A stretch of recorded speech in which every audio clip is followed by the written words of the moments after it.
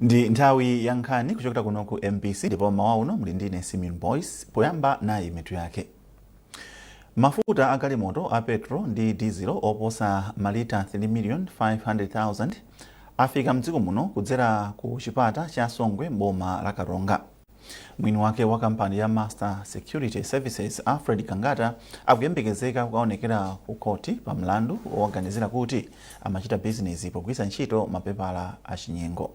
Bungwe lobwereketsa ndalama la NIF lalonjeza kuonetsetsa kuti likwaniritse masomphenya ake ofuna kutukula achinyamata omwe akufuna kuchita ulimi ngati business.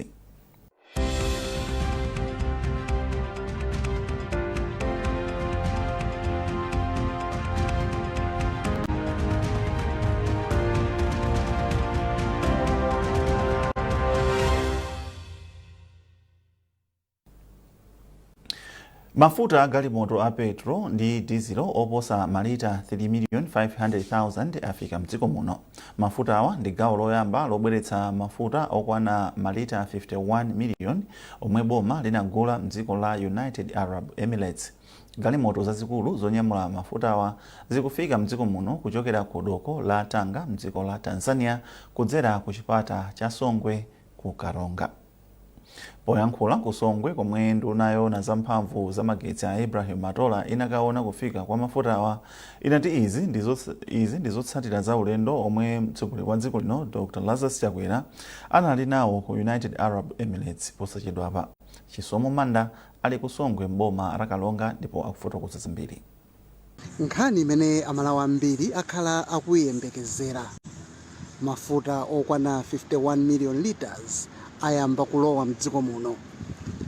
Nduna yona za magetsi a Ibrahim Matola pamodzi ndi atolankhani anafika pa chipata cha Songwe kuti akadzionere okha kufika kwa mafuta awo.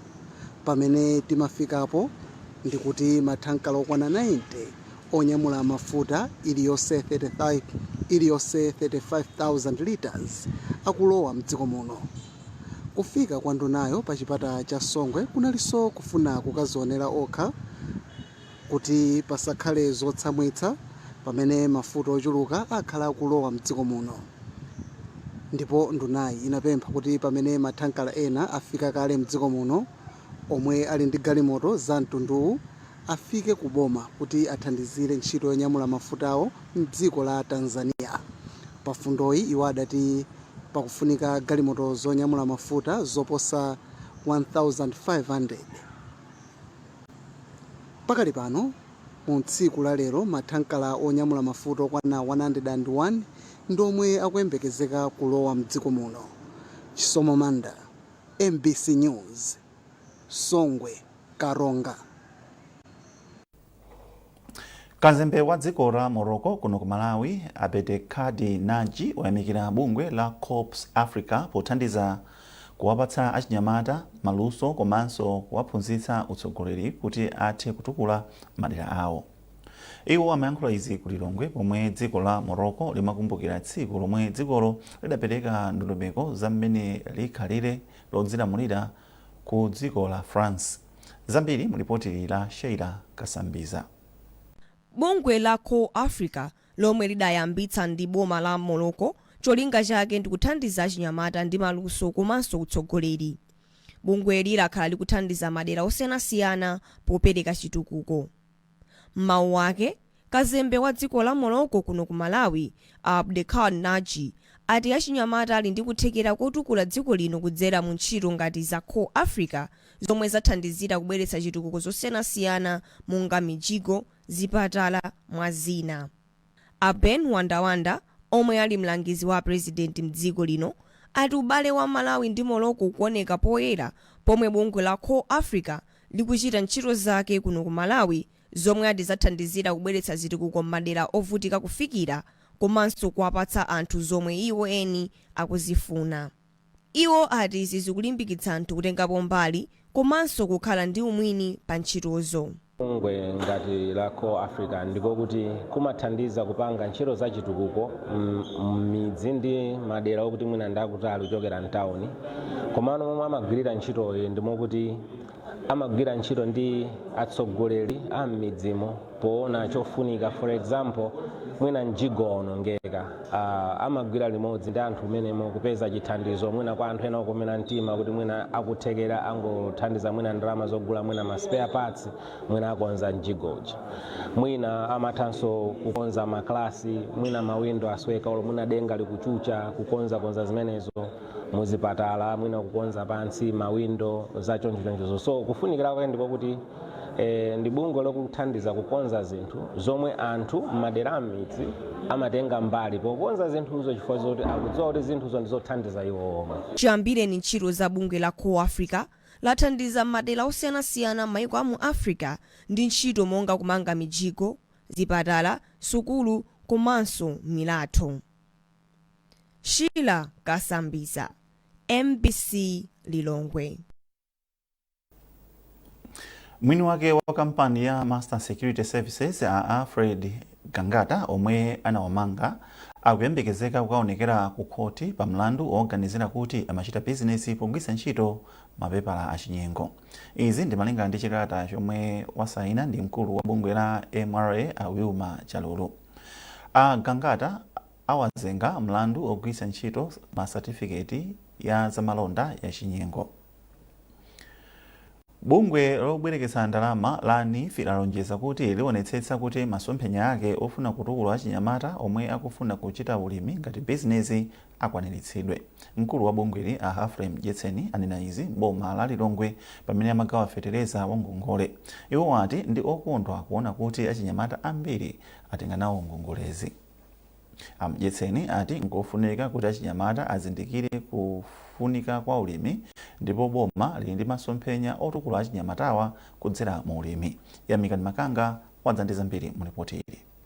Pogawa feterezayo ku Lilongwe, Jetseni anatsindika kuti bungwe la NIF lili ndi ndondomeko ndiponso likukonza ndondomeko zina zomwe zili zokomera achinyamata omwe akufuna kuchita ulimi. Iwo ati izi ndi ndondomeko ngati zobwereketsa ndalama ndiponso maphunziro azachuma zomwe zithandizire achinyamata kuti achite bwino moyo mwawo.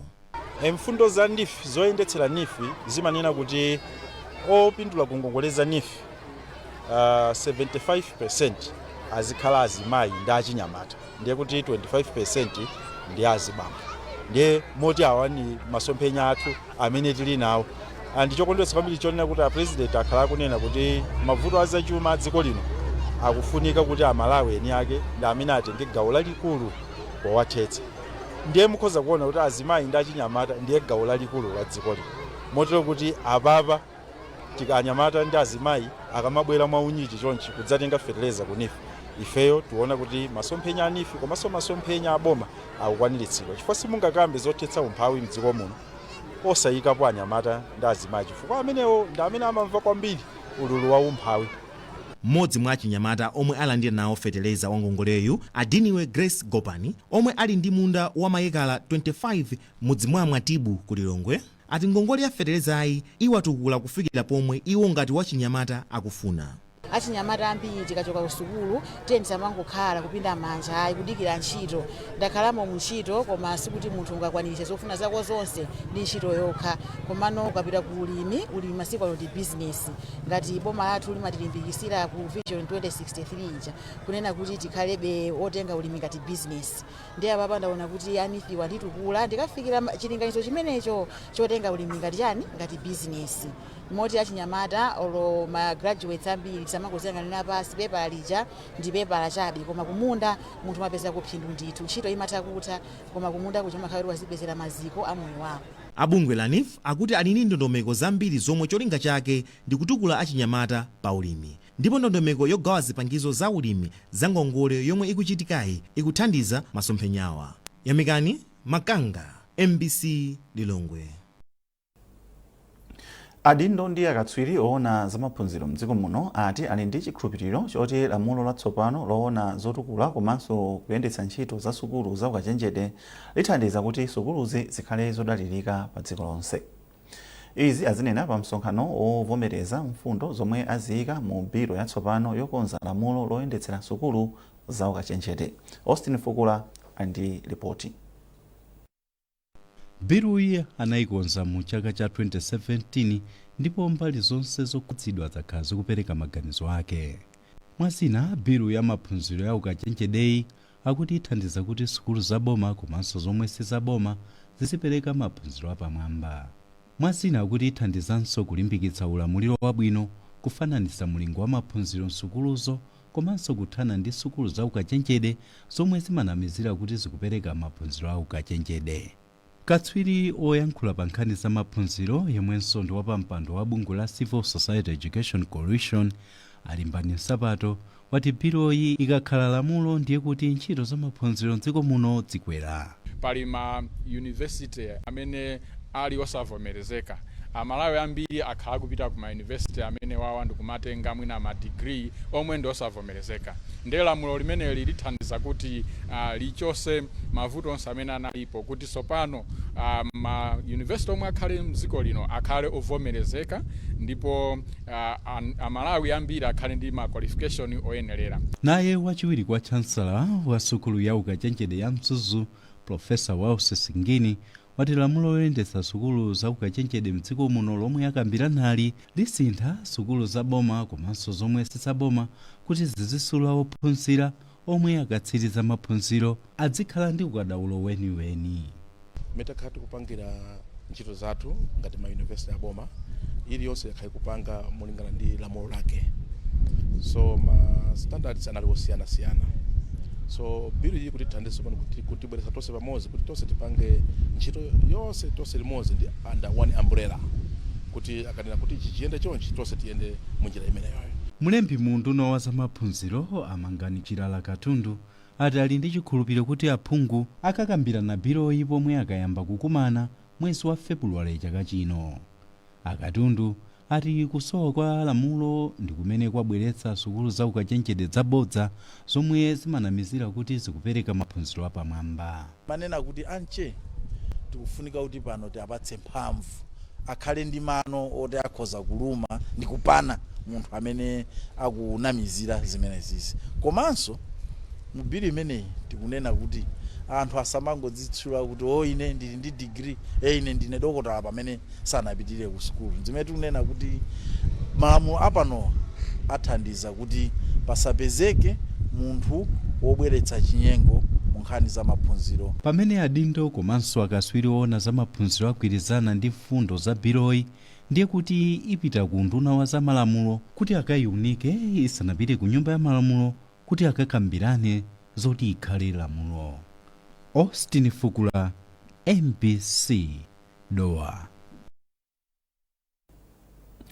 Ntchito yolimbana ndi maukwati a ana m'madera ena boma la Machinga akuti ingapite patsogolo ngati mabungwe okhudzidwa angadzipereke pothandiza asungwana osowa thandizo kuti athe kupitiriza maphunziro awo.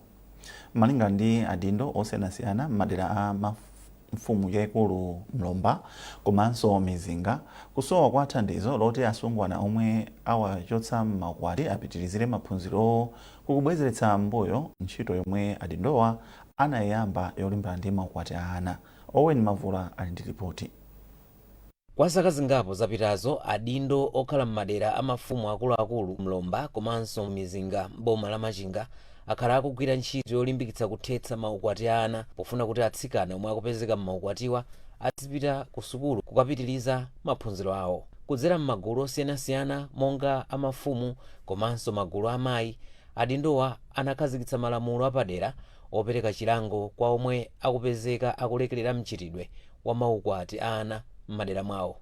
Mwachitsanzo, mudzi mwa mfumu yaikulu Mlomba, mfumu iliyonse yopezeka ikulekerera mchitidwewu imalipira chindapusa cha ndalama zokwana 40,000 kwacha, monga momwe akufotokozerera a gulupu Mbalaka. Ntchito ife ngati mfumu ndikuthandizira mwina magulu anzathu ngati maujeni ma CVSU amene akugwira ntchito yothetsa maukwati ana. Ifenso mafumu tikutengapo udindo ndithu kuthandizira kuti ntchito imeneyi mwina ikhale yophweka, potengera kuti ntchito imeneyi kuyigwira munthu mmodzi ndiyosatheka, ndipo ndi udindo wathu ifenso kutengapo gawo kuti maukwati amenewa athe. Koma izi ngakhale zili chomwechi akuti pali mavuto ena omwe akhala akusokoneza ntchitoyi, monga kusowa kwa thandizo lokwanira lopita kwa atsikana omwe achotsedwa m'maukwati ndi cholinga choti akapitirize maphunziro awo msukulu zosiyanasiyana.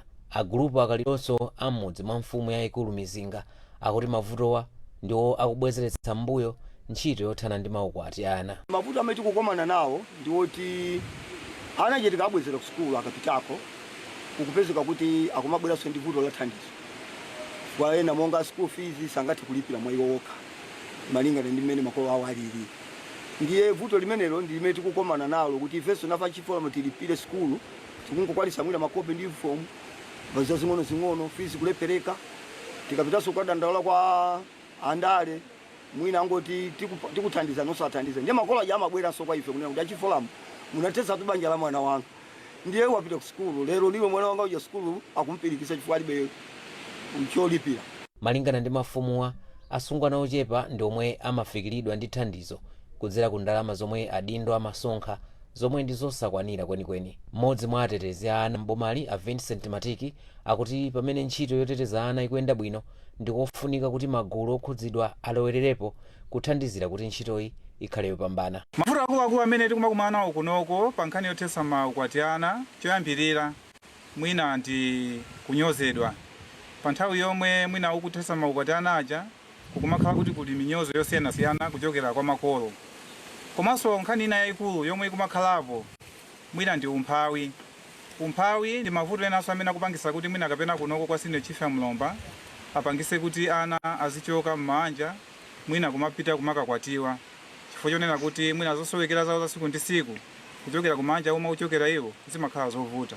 Malingana ndi Amatiki, kudzera mu mgwirizano wabwino wa mafumu ndi adindo ena lakhala likuyesetsa pa ntchito yothana ndi maukwati ana ndi kuwabwezeretsa msukulu.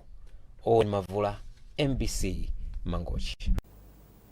Nkhanizi zikufikani kuchokera kuno ku MBC. Tibweranso zikatha izi.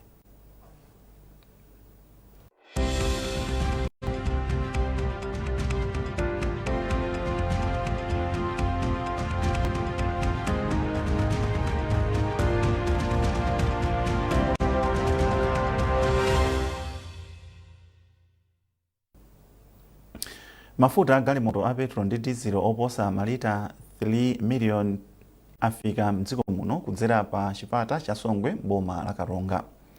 Mwini wake wa kampani ya Masa Security Services a Alfred Kangata akuyembekezeka kuonekera ku koti pa mlandu oganizira kuti amagwiritsa ntchito mapepala a business achinyengo. Bungwe lobwereketsa ndalama la NIF lalonjeza kuti liwonetsetsa kuti likwaniritse masomphenya ake otukula achinyamata ku business ya ulimi.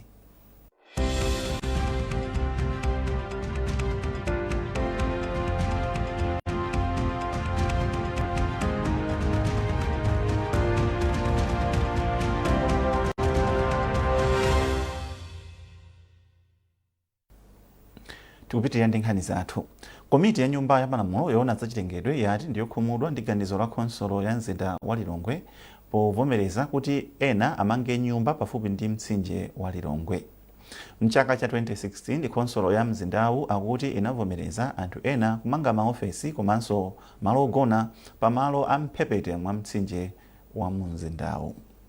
Wapampando wa komiti ya nyumba ya malamulo yoona zachitengedwe Awelani Chilenga wapempha onse okhudzidwa kuti ayimitse ntchitoyi. Iwo akufotokoza. Ifeyo tili wokhumudwa kwambiri ndi a Ministry of Lands. Alanzi amangogawa mapuloti pena paliponse. Pakali pano tikunena pano puloti imene timakaona apasa munthu puloti mmwenye kuti amange nyumba munsinje. Osati mbali mwa nsinje yayi koma amange munsinje.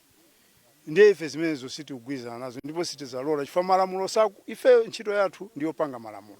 Tikapanga malamulo ajagwire ntchito mene ayenera kugwirira ntchito. Ife si ochita implement malamulo aya. Koma amene akupanga implement malamulo ngati akupanga implement molakwika ife sitingasekerere zimenezozo. Ampasa munthu ploti kuti amange nyumba akumpasa buffer zone ya 15 meters away from the river. 15 meters iyo sakunenaso kuti msinje banki river bank ya msinje ya Terapa sakunenaso zimenezo angoti manga 15 ndiye munthu uja wamanga mpaka mmazi. Ndiye ife tawuza kuti zimenezi ayi malamulo sakulola. kaya apita ku khoti apita kuti ife malamulo sakulola kuti munthu azimanga nyumba mumtsinje wa Lilongwe, kaya ndi mwenye, kaya ndi Malawi, kaya ndi Mchinese, kaya ndi ndani, zimenezo malamulo atusalola. Palibe amene ali pamwamba palamulo mziko muno, kaya ine ndalama za mtundu wanji asate malamulo a ziko lino. Patakali pano mkulu woona za mapulani ku khonsolo ya mzinda wa Lilongwe Hilary Kamera ati adikira kafukufuku ochokera ku bungwe la Malawi Environmental Protection Authority MEPA kuti aone tsogolo la nkhani. Bungwe loyang'anira zosamala chilengedwe la Youth for Progress Environmental Solutions lati ochita malonda otentha ndi kugulitsa makala akuyenera kupeza njira zina zopezera ndalama ponena kuti kutentha makala kukuononga chilengedwe mdziko muno.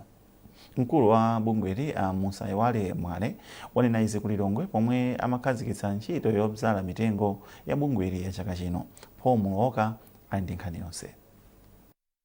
Gulu la chinyamatali ladzala mitengo 1200 pomwe amakhazikitsa ntchito yawo yodzala mitengo mdera la Mfumu Chinsamba ku Mitundu m'boma la Lilongwe. Malinga ndi mkulu wa bungweli Musaiwale Mwale, bungwe lawo lili ndi malingaliro odzala mitengo yosachepera 10,000 chaka chino. Poyankhula pamwambowu Amwale ati sizoona kuti anthu azibisalira kuseri kwa umphawi kuti aziononga chilengedwe, koma ati anthu akuyenera kupeza njira zina zopezera ndalama. Pali njira zambiri zopezera ndalama, apo kumapika mandasi, ena kumapanga kuma business opanga makala ovomerezeka ochokera kuzinyalala amene sakufuna ndalama zambiri kuti uyambe. Komanso kuphatikizapo apo uli ulimi masiku ano, ulimi ndi business, ulimi sukufunika ndalama zambiri. Kuphatikizapo so apo tikupempha ngati boma ndi mabungwe ena atithandizira anthu kuti kusowera kapita sanambe kuti tikhozokwanisa pano komano ngati kuti titukuke kwambiri kufunika kapita yoti boma ndi mabungwe ena atithandizire. Mawu ake Nyakwawa Chinsamba yati vuto la kusowa kwa nkhuni lakula kwambiri mderali kamba ka kutha kwa mitengo. Nyakwawayi yati kudzala mitengoyi nkofunika kwambiri atipoti kuthandiza kuchepesa mavutowa. Nyakwawayi yatinso ionesesa kuti mitengoyi ikusamalidwa kuti isaonongeke. Mitengo imeneyi isamalira ndithu tikamala tizilondera kuti pasakwere mbuzi kapenanso kuti ena aliwonse orawo saononge. Mudziwu unapereka mphamvu kwa amayi mderali kuti adzisogolera ntchito zodzala mitengo motsogozedwa ndi Nyakwawa yayikazi Ambumba Nkudyesa, zomwe malinga ndi bungwe la Wipes zinakopa kuti adzigwiritsa ntchito mudziwu ngati mudzi wa chisanzo. Paul Muloka, MBC, Lilongwe. Bwalo la milandu loona za milandu yokhudza ntchito lakhazikitsa kuti masiku 21 akudzawa lidzapitiriza kumva mlandu yomwe anthu atatu omwe akuwaganizira omwe ankagwira ntchito ku kampani ya Press Corporation Limited akufuna kuti awapatse ndalama zokwana 33 billion kwacha kamba kuwachotsa ntchito mosatsatira malamulo. Anthu atatuwa omwe ndi Bernard Ndau, Elizabeth Maffeni ndi George Patrick anawachotsa ntchito ku kampani ya Press mchaka cha 2021. Lachisanu masana oyimira mlandu a mbali zonse anafunsa mafunso mboni ya PCL omwe ndi mkulu oona zachuma ku kampaniyo Maureen Mbeye. Lawyer wa PCL Patrick Mpaka wati cholinga chawo ndi kudziwa ndalama zenizeni zomwe udandaulawo akuyenera kulandira. Iwo anayankhula ndi mtolankhani wathu Arthur Chokoto. Akoti aone kuti kodi ana pali chipepeso china chilichonse imene akuyenera kulandira, ngati pali chipepeso chikhale cha ndalama zokwana zingati. Ndi funso limene koti limalandirapo umboni lero, ndiye lero apereka umboni wochoka ku mbali ya Press Corporation kuzira mwa amayi Mbeye amene ndiyo amaona za kayendetsedwe za chuma ku kampani imeneyo, ndipo amapereka umboni wawo kuonesa kuti ngakhale zinachitika chonje mu 2021 koma zonse zofunikira zinaperekedwa. Ndiye a Press Corporation azipereka ganizo limenelo ku court kuti akoti aliunike kuti akamayeza kuona kuti kodi pali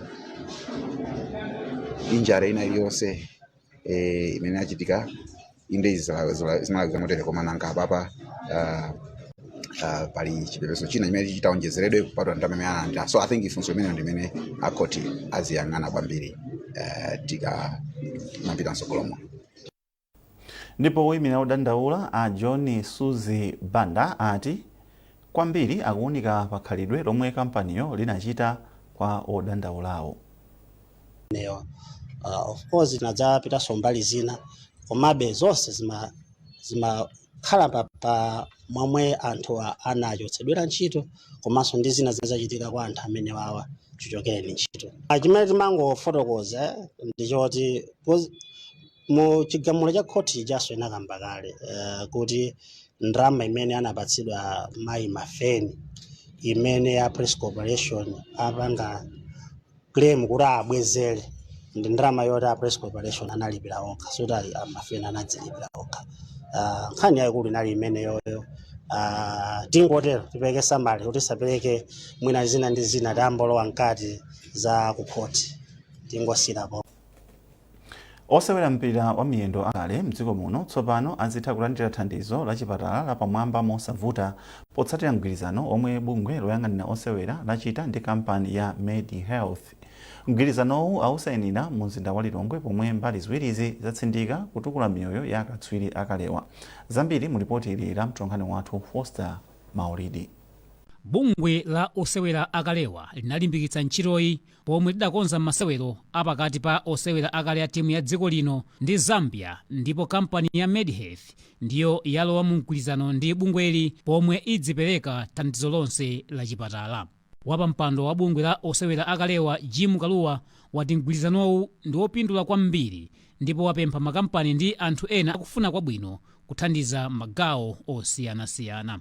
Ndi zokhuza kwambiri imene ndimakambira nthawi zambiri imene akuti no pa nthawi inayi kalero panali pena pake pamene zinthu sizinayende bwino zimenezo zinapita ndiye tikuyenera kuti no tipitize maprogramu amenewa tipangena support koma kwathu kupempha kwambiri kupempha anthu amene akuthekera makamaka companies boma ndiye na because tikufuna kuti chinthu chikhale chokhazikika chifukwa amene tatere msidamalize emergency.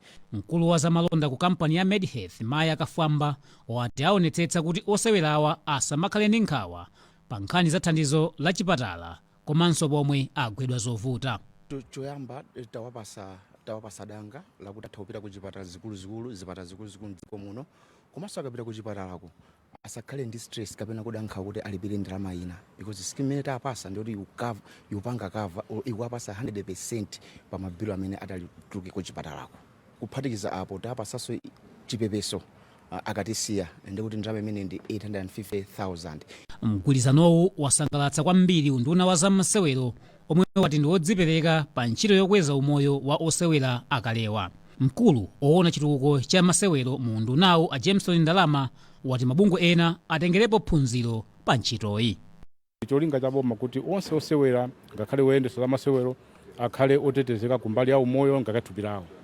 Komanso tikugwirizana nazo kuti nthawi imene kunalibe cover imeneyi mapuleya ambiri akale amavutika pakakhala kuchitika maliro matenda pamakhala vuto kutipeza kuti ndalama koma pakali pano vuto limene latha. Choncho boma liyesa kuti lithandize choyamba kukhazikitsa polisi yoti mabungwe onse amene amayendetsa za masewero akhale ndi mabenico cover amapuleya kapena maofficial amene amayang'anira masewero. Bungwe la osewera akalewa lili ndi mamembala oposa 250 ndipo lakhala lili pakalikiliki ofuna ndalama zoyendetsera ntchito zake mogwirizana ndi mabungwe osiyanasiyana kuphatikizapo bungwe la Football Association of Malawi FAM. Foster Maulidi, MBC Sport. Ndipo pomaliza nkhani zathuzi nayinso mitu yake. Mafuta a galimoto a petro ndi diesel oposa malita 30 million afika mdziko muno kudzera pa chipata cha Songwe mboma la Karonga. Ndipo mwini wake wa kampani ya Master Security Services Alfred Kangata akuyembekezeka kukaonekera ku bwalo la milandu pomwe akayankhe milandu yomuganizira kuti amagwiritsa ntchito mapepala achinyengo popanga bizinesi. Bungwe lomulikitsa ndalama la NIF lalonjeza kuonetsetsa kuti likwaniritse masomphenya ake ofuna kutukula achinyamata omwe akufuna kuchita ulimi ngati bizinesi.